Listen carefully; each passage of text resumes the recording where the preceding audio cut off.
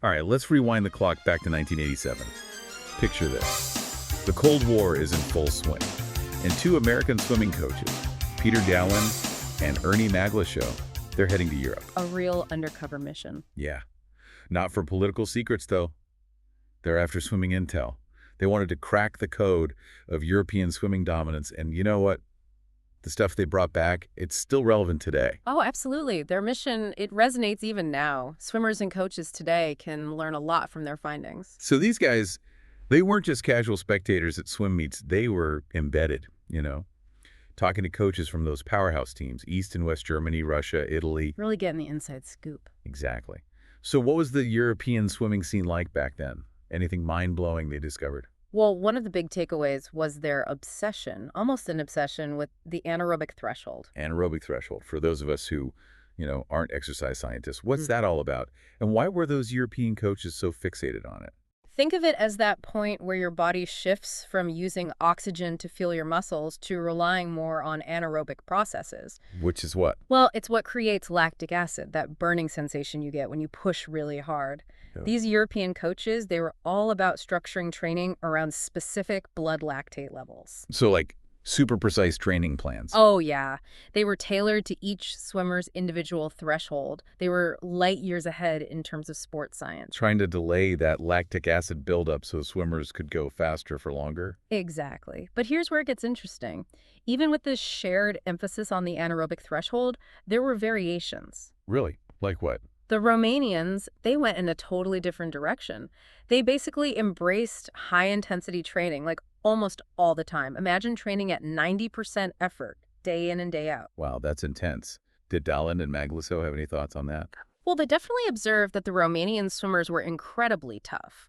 But there were also concerns about burnout and injuries. It was a high-risk, high-reward kind of approach. You see, the Romanian approach was all about pushing those limits, while other European nations were more about, measured progress. So different paths to success. Fascinating. What about training outside the pool? Any dryland secrets they brought back? Ah, dryland. Surprisingly, there wasn't a single universally accepted approach. Some countries, like East Germany, they were all about weight training for building power and strength. Makes sense. Others, like West Germany, they emphasized event-specific circuits, kind of mimicking the swimming movements. And some even used swim benches. It was a mixed bag, really. So lots of experimentation going on. What does that tell us about dryland training today? It means there are many effective ways to train outside the pool. It's about finding what works best for you, considering your body, your goals, your strengths and weaknesses. It's all about finding that optimal blend of strength, power, and endurance. It's not a one-size-fits-all. Right. What else did these guys bring back from their European adventure? Training camps. They were a big deal. Not just about clocking hours in the pool, though. Ooh. They were intensive learning experiences. They combined rigorous training with education and team building, bringing together the best swimmers in the country. Like those elite sports camps you see today, where athletes train with the best of the best. Exactly. They were designed to foster camaraderie and national pride. The West German camps, for instance, could have over 100 swimmers. Imagine that energy. Daland and Maglischo were impressed by their structured approach to training. Everything was carefully planned and, periodized. Periodization, we hear that a lot. Break it down for us. Physically, it's dividing the training year into distinct phases, each with a specific focus. Gradually building fitness and intensity so swimmers peak at the right time. Working smarter, not just harder. Exactly. Those European coaches were masters of this strategy. They were ahead of their time, for sure. Any other cutting-edge stuff that surprised them? Lactate testing was relatively new then, but the European coaches were using it to personalize training and monitor progress so precisely, something Daland and Maglischo hadn't really seen before. Lactate testing in the 80s, that's pretty high-tech. What were they measuring? The levels of lactate in the blood, a byproduct of intense exercise. By analyzing these levels, they could determine each swimmer's anaerobic threshold and fine-tune their training. So, again, really personalized training. Exactly. And they were using this data not just to optimize training intensity, but also to track progress and even to spot signs of overtraining. Overtraining, yeah, that's a big one for all athletes. Yeah. How did the European coaches handle that? They were very attuned to the signs. Some, like the Russians, used sophisticated techniques analyzing nitrogen levels in urine. Wow. Others relied on observation monitoring performance, mood, and energy levels. It was a very holistic approach, considering not just the physical, but also the mental and emotional well-being of their swimmers. That's so important, building a strong team culture. Absolutely. They fostered an environment of support and encouragement, pushing each other to excel while celebrating each other's successes. So we've talked about anaerobic threshold, dry land training, those intense training camps, lactate testing, overtraining, the team culture. But what about the actual swimming? Did they discover any, like, revolutionary stroke techniques? You know, that's where things get interesting. While the Europeans were pioneers in sports science and training methodology, their approach to stroke technique was a bit more, I guess you could say, traditional. Really? You'd think stroke technique would be top priority, especially at that level. Right. But it seems many European coaches were still influenced by older theories of drag and propulsion, focused more on minimizing resistance. Interesting. They weren't as obsessed with those tiny details of stroke mechanics as we might expect today. So ahead of the curve in many ways, but still holding on to some older ideas about technique. Exactly. It shows you how, even in swimming, sometimes those old habits, they die hard. But they did have some strong opinions on what made a good stroke. Like, They emphasized a strong catch and a powerful pull-through. They believed the key to fast swimming was generating as much possible with each stroke, maximizing power and efficiency. so strength over finesse, maybe? To a large extent, yes. And they really wanted to minimize wasted motion. No unnecessary sculling or gliding.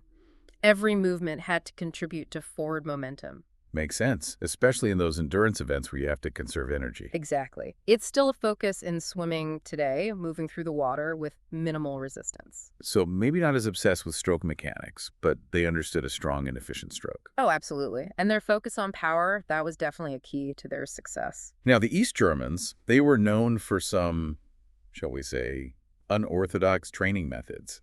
Did Daland and Maglischo get to see any of that firsthand? They did. They were fascinated by some of the, quirky techniques of those East German swimmers.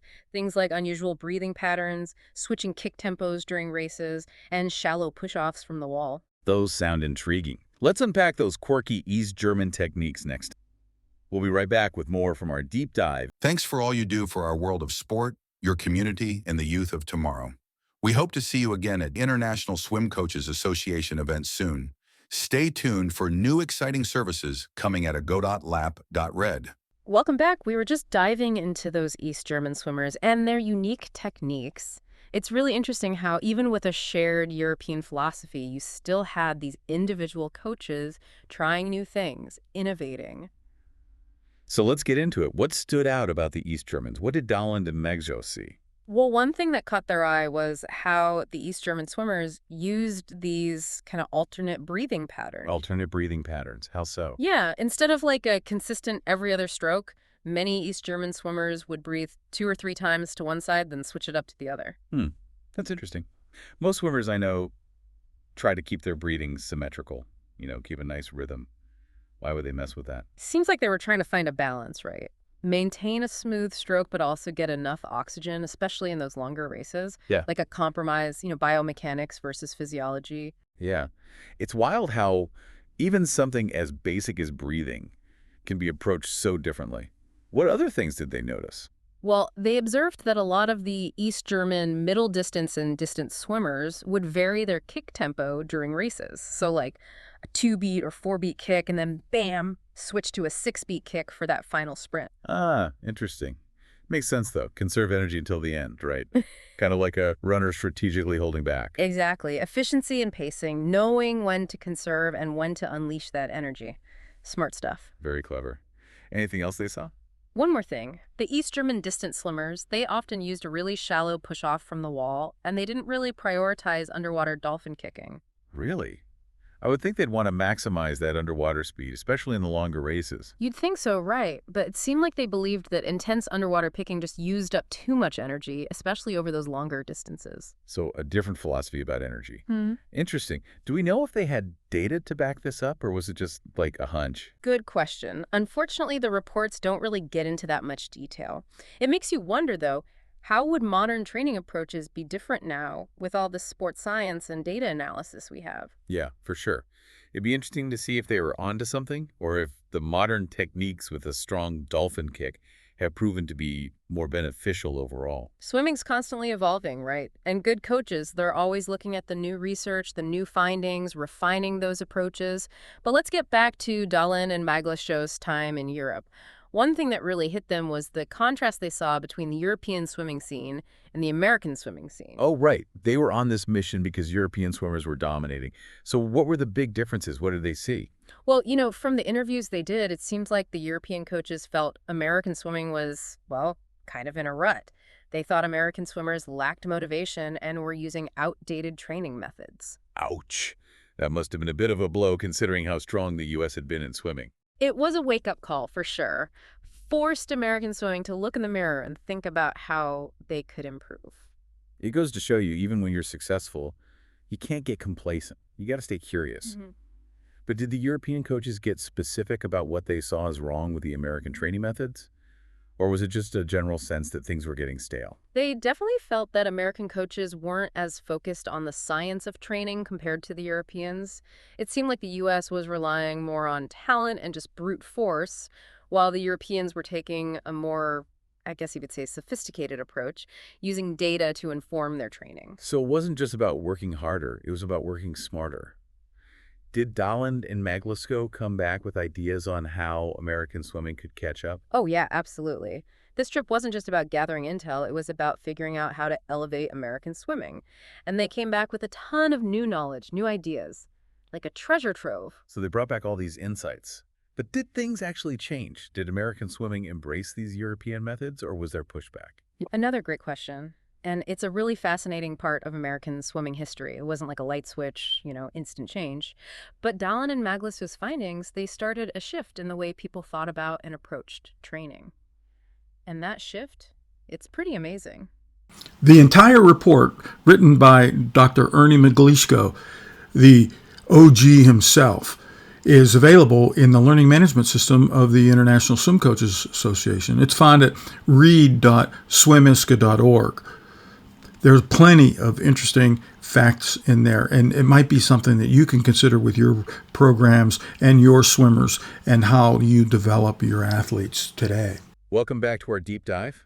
We're wrapping up with how those Cold War discoveries are still shaping swimming. Yeah, because what Daland and Maglischo brought back, it wasn't just a history lesson. It was the start of something new for American swimming. You hit the nail on the head. That European approach, it was all about planning, understanding the science of training and just squeezing out every bit of efficiency. We're master strategists. Huh? Exactly. They were crafting these training plans to peak at the perfect time.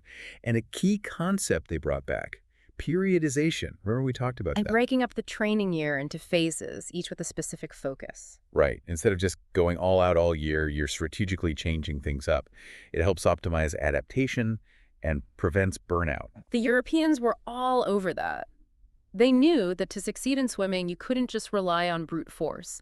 You need a balance of pushing your limits, recovering, and adapting. It's almost like a dance. Ooh, I like that. A dance between stress and recovery. Yes. Knowing when to push and when to ease back. And the coaches who master that dance, they're the ones who produce champions. So even though training methods and technologies have changed, the core principles stay the same. Oh, yeah. Timeless. And that's why it's so valuable to look back to see how those past generations trained. It gives us new insights and perspectives that are just as relevant today. Standing on the shoulders of giants, right? Exactly. Daland and Maglischo, they did that. And it helped usher in a new era for American swimming. A legacy that lives on today. Absolutely. So as you keep swimming, keep those lessons in mind. Embrace the science, find the balance, and never stop learning. And of course, have fun along the way. Couldn't agree more. Swimming's tough, but it's so rewarding. That pursuit of excellence, it's a lifelong journey. Well said. Thanks for joining us on this deep dive into those European swimming secrets. Until next time, keep swimming smarter and chase those dreams. The playbook for growing a swim program is simple. Capture some swimmers. They are your first customers, family and friends. Then you need leads, other swimmers. Word of mouth and conversations convert those leads into dues-paying customers. That's sales, and the early sparks are often through lessons. Turn those customers into positive reviews, and then reactivate those customers into repeat buyers. That's exactly what our LAP platform does. Lifestyle Aquatics Programming.